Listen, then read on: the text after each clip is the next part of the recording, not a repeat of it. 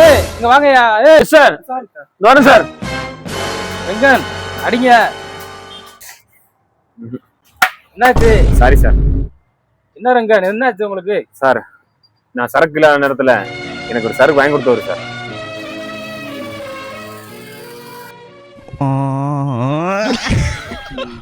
Pandian come come அடிங்க மொத அவனை. என்னாச்சு பாண்டியன்? சார் முதல்ல எனக்கு சரக்கடிக்க கத்து கொடுத்த குருநாதரே இவர் தான். இவரை எப்படி அடிக்க முடியும்?